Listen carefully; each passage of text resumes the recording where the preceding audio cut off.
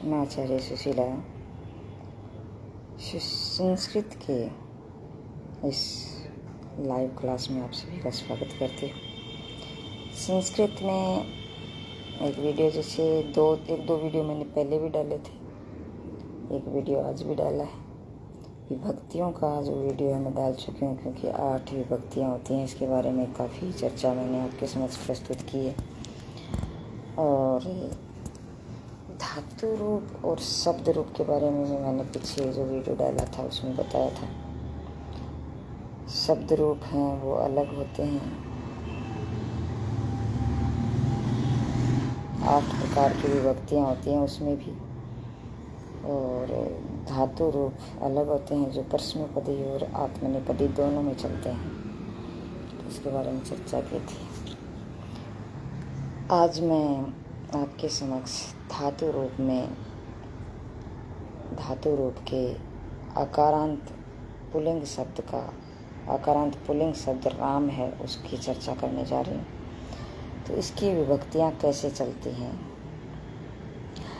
तो प्रथमा विभक्ति जैसे रामः, रामौ, रामः, तो पहले रामः मतलब राम के विसर्ग लगता है, फिर रामौ, रामौ, औ की मात्रा लगती है, मतलब 2 रामः, रामा लिख के आगे विसर्ग लगता है इसमें। तो ये जैसे राम है एक वचन, रामौ द्विवचन और रामः बहुवचन, जैसे वचन भी छोटा सा वीडियो आपको डाल दूँगी। तो राम है, रामौ, रामः, द्वितीय विभक्ति आएगी रामम, रामौ, रामान, तृतीय विभक्ति आएगी रामेण, रामाभ्याम, रामैः, फिर चतुर्थी विभक्ति आएगी रामाय, रामाभ्याम, रामेभ्यः, पंचमी विभक्ति आएगी रामात्, रामाभ्याम, रामेभ्यः, षष्ठी विभक्ति आएगी रामस्य, रामियो, रामाणाम, फिर सप्तमी विभक्ति आएगी रामे, राम्यो, रामेषु, अष्टमी विभक्ति आएगी हे राम, हे रामो, हे रामा। इसके सभी के वो आश्चर्यजनक चिन्ह होता है, उसको लगाते हैं हम। तो जैसे राम को हम जैसे करते हैं ना, वाक्य बनाते हैं राम को मतलब राम है, राम को मतलब राम को नहीं, राम है मानी राम ने, इसका बनेगा राम ने लिखना हो अपन को तो राम है लिखेंगे। 2 राम को हमें लिखना है तो रामौ लिखेंगे। अगर बहुत से रामों को लिखना है तो हमें रामः लिखना होगा, बहुवचन लगाना होगा। उसी प्रकार द्वितीय विभक्ति है, उसमें क्या होता है राम को मतलब रामम, मतलब राम को, राम के नीचे हलंत है, रामम के मैं के नीचे हलंत है, फिर 2 राम को, फिर बहुत से रामों को। इस प्रकार से वाक्य बनाऊंगी तब मैं आपको बताऊंगी कि राम को मतलब रामम, 2 राम को मतलब रामौ, 3 राम को मतलब रामान, इनका 3 बहुत सारे राम बन जाते हैं।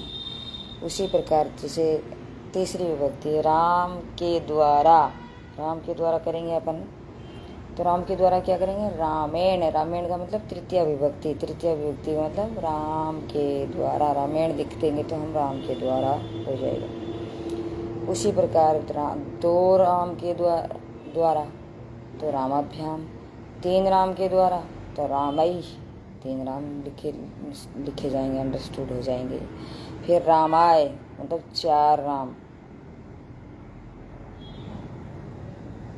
चतुर्थी विभक्ति में क्या होता है, 4 राम तो इसी में आ जाएंगे, रामय में आ जाएंगे। अब आता है चतुर्थी विभक्ति में क्या होता है रामाय, चतुर्थी विभक्ति कर्ता ने कर्म को करण से संप्रदान के लिए, मतलब राम के लिए तो के लिए का अब राम के लिए लिखेंगे तो क्या करेंगे, रामाय। एक राम के लिए तो रामाय, दो राम के लिए तो रामाभ्याम, तीन राम के लिए तो रामाभ्य। फिर पांचवी विभक्ति आती है रामात। रामात मतलब पंचमी विभक्ति में क्या होता है, जैसे कर्ता ने कर्म को करण से संप्रदान के लिए अपादान से अलग होना पाया जाता है। जैसे पेड़ से पत्ते गिरते हैं तो वृक्षात मतलब वृक्ष से अलग होना, तो इस प्रकार से होता है वृक्षात। वृक्ष मतलब वृक्ष मानी होता है पेड़, संस्कृत में वृक्ष को हम पेड़ कहते हैं। उसी प्रकार से और दो पेड़ों से तो वृक्षाभ्याम, तीन पेड़ों से वृक्षभ्य, इस प्रकार से होता है। फिर होता है राम काके की, मतलब आता है ना इसमें इस षष्ठी विभक्ति में काके की, राम का के की, इस प्रकार से। रामस्य मतलब राम का, राम की, राम के, इस प्रकार से होता है। तो हम राम लिखते हैं रामस्य। दो रामों का मतलब, एक राम को तो रामस्य, दो रामों का मतलब रामयो, तीन रामों का मतलब रामाणाम। फिर आता है ये अपने सप्तमी विभक्ति। सप्तमी विभक्ति में क्या है, में पर आता है, मतलब कोई भी चीज़ के ऊपर, इस प्रकार से। जैसे कहते हैं कर्ता ने कर्म को करण से संप्रदान के लिए अपादान से अलग होना पाया जाता है। राम संबंध काके की और अधिकरण में पर पे, इस प्रकार से होता है ना। वैसे जैसे रामे तो कहते हैं राम पर, अपन को लिखना है जैसे राम पर, तो रामे, इस प्रकार से लिख देंगे। दो रामों पे रामयो, तीन रामों पर रामेश्वर। फिर आता है संबोधन, हे राम, हे रामो, हे रामा। तो लिखते हैं ना हे राम, ऐसे लिखना होता है तो क्या करेंगे, हे राम लिख करके आगे विष्णु आदिबोधक चिन्ह लगा देंगे। दो राम को लिखना है तो हे रामो विष्णु आदिबोधक चिन्ह लगा देंगे। फिर तीन राम या उससे ज़्यादा है तो उसको ये हे राम, इस प्रकार से लगा देंगे। तो ये हमारा राम शब्द के रूप हुए। और संक्षिप्त में इसको देखें तो एह, ओ, आह, अम, औ, आन, एन, आभ्याम, ऐ, आय, आभ्याम, एभे, आत, आभ्याम, एभे, अस्से, अयो, आनाम, ए, अयो, एसु, एह, औ, आह। इस प्रकार से इसका संक्षिप्त रूप, राम का संक्षिप्त रूप विभक्तियों के माध्यम से जब हम करते हैं तो ये होता है। तो आज बस इतना ही। Thank you. जय हिंद, जय भारत।